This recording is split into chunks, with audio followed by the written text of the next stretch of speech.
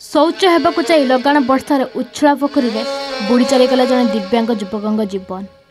घटना घटी धूसरी नदी का तीन घरिया ग्रामर उमाकांत बसंतिया 19 वर्षीय दिव्यांग पुओ जितु बसंती आज शौच होगाकू पोखरी को जीवा समय गोड़ खसी जाइथिला।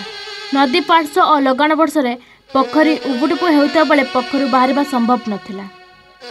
अन्यपटे जितु जड़े मुक होइतबारु पार्टी करी काहाकू डाकी पारि नथिले।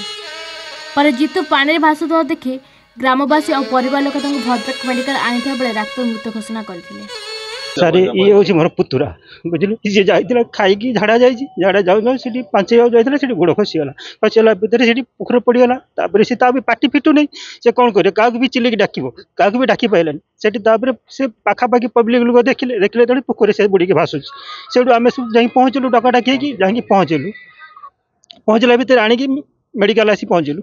मेडिकल पहुँचला डॉक्टर कहले नहीं हो सर बहुत पानी माने बनिया पानी माने पोखरी पूरा पानी नथिला टोटाल बनिया पानी पूरा फुल है पानी पूरा माने पोखरी आड़ा फाड़ा सब बुड़ी गलानी सब अभी पानी बढ़ी चली घंटा सारे 3:20-25 भितर ये जिनसा होकर किसी असुविधा ना मतलब से खाई झाड़ा जाइए झाड़ा जाइए पानी सारा भितर सी पोखर गोड़टा खसी जाए पोखर खसी जाइए ना सर हैंडिक्याप्ट बोले हाथ टी कम करूनी आ पार्टी टी लगुच पार्टी कथा कही पारुनी ये तार प्रोब्लेम ना सब चलुची बोलू सब करुच्ची बयस तार 19 वर्ष।